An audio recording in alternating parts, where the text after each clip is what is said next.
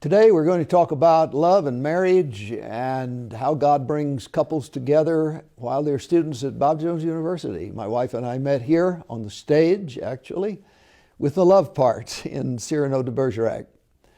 And it's been a drama ever since. What can I say? Well, a good drama.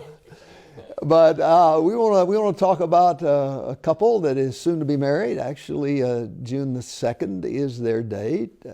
This is Carissa Monroe and Barak Unruh. Barak is a master's degree candidate in Bible, and Chris is graduating in May with a counseling major. Each of you, please introduce yourselves more fully to the audience and to us. Would you tell us about your families? Well, my name is Carissa Monroe, and I attend Faith Baptist in Taylors, and that's where my dad is the pastor. And I'm the oldest of 8 kids. I have 4 brothers and 4 sisters. So I'm the oldest one in the ranking, and yeah. I'm Barack Unruh. My parents are Dan and Juanita Unruh, and I'm the middle child in my family of all boys. Well, my wife and I know both your families very well.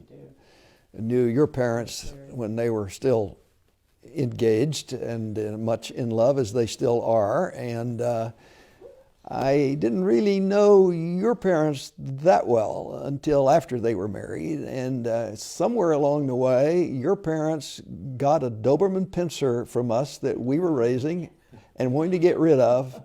And we felt really bad that they were the stuckey, but I heard it turned out really well. they made her a princess. Yes. Yes. I benefited from that Yeah. too. I Oh, loved did- playing with her. I grew up with her. Well, I'm glad. Yeah. I'm glad. She got a good home. She did. Well, listen, we want to talk about how you met here at the university, and what are your thoughts about the current student body and their attitude toward dating while they're students here? Did you come with the idea that you were going to really enjoy dating? Well, yes, at the offset, sure, and came here with that mentality, and I think I tried to carry it throughout college to the best of my ability. But obviously, people get discouraged about dating. That's a given. That happens all the time. But I was pretty excited to come to a place where a lot of Christians, like-minded Christians, would be here. Guys and girls, make good guy friends and possibly date someone, become engaged and get married. Well, when you just said just now, I tried to do the best I could, I'm just thinking there must be a lot of broken hearts all along the way, but there's one really happy heart right now here. Chris, is that right? Yes.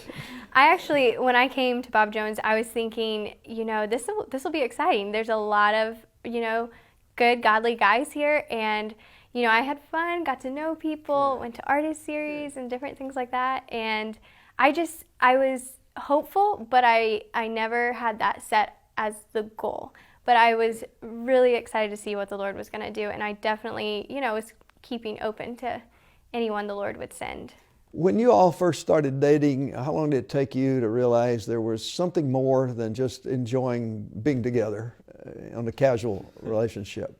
I would probably say right away. For myself, personally, Barak and I, our relationship we started as friends and purely friends. He was there, and he was really an encouragement to me and a counselor to me, and we became instant friends, and I appreciated that about him so much, that he was a friend to me, and his intentions were always so clear.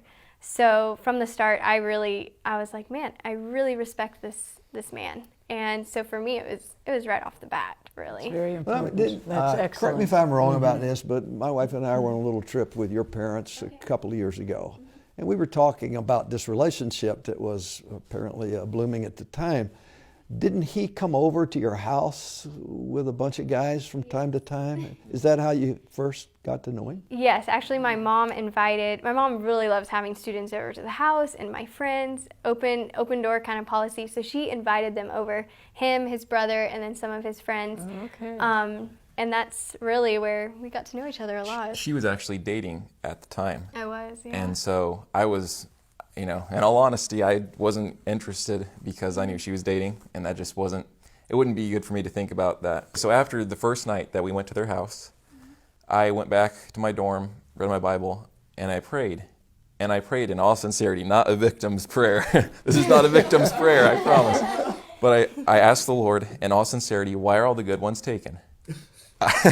and I meant that. It's interesting. Because I could tell that she had a lot of fun. She was a strong believer, loved the Lord, and I wondered how the good girls were taken, or so it seemed. And it was just that week that she ended up breaking up. So, Wow. You know what? I have to admit, I'm ashamed, as you said, how you went about that, because my wife was also dating when I first knew her. But I was less honorable than you were. I took that as a challenge and said, I've got to know this girl, and if there's any way that I can just come in between these two in some way, God worked all that out. It was something I could never have pulled off. God worked that out. That sounds very similar to what my dad did with Oh, my he mom. did? He pursued her? Oh, he did. Pursued He her? was always there, she said. Wow. I didn't even see him. I just don't. She didn't know I existed, but the Lord knew. But anyway, let's shift gears real quickly here. Our time is kind of running out.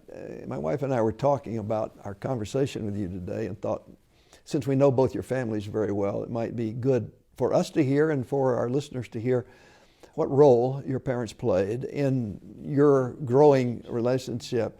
I know my wife, her mother was a counselor to her. Oh, very, very definitely.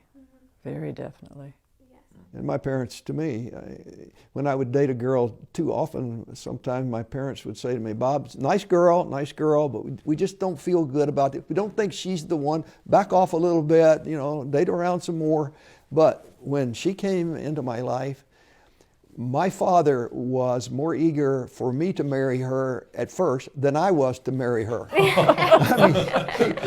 They both just said, go for it, man. And so that gave me a lot of confidence that maybe the Lord is in this thing. yes. So how did your folks interact and get involved? I can relate to that 100% because my mom loved Barak. She just thought he was top notch.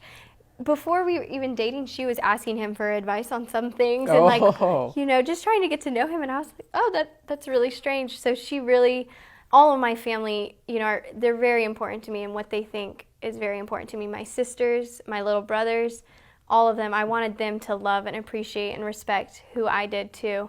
And they did that with Barak from the start. And that really was a huge indicator to me. Because your parents, at this time in life, we feel like our parents don't have a huge role maybe or in our decisions, but God has them over us for a reason. And I knew that, and I really wanted to make sure who I ended up dating and one day marrying was someone that they loved and respected as well. So, and I knew the Lord would bless that. So, yeah. My dad, I called my dad as soon as she broke up, actually. So I had prayed the non-victim's prayer, and that Sunday she broke up, and I called my dad and I said, Dad, there's this great girl. She's broken up with someone, and I'm interested in dating her. I'm going to go after her. And he said, don't you dare go after her right away.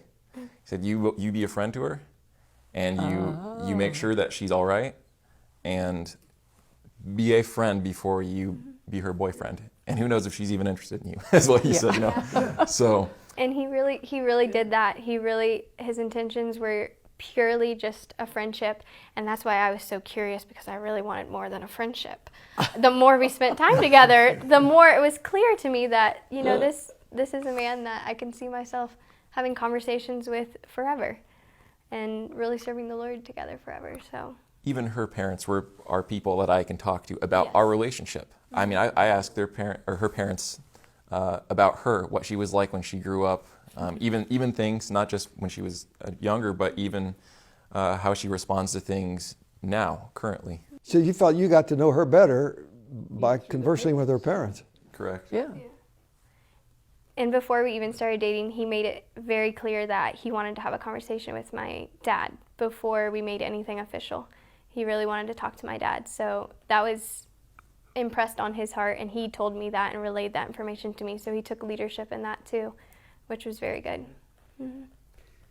Well, this is most instructive and enlightening, and I think helpful to anybody who might be where you used to be before you became really romantically interested in each other as life mates. I just think that the comfort that each of you gained from your parents' interaction was so important and ought to be in every Christian dating relationship. Important input, absolutely. 'Cause it was important to us It was. along the way as well.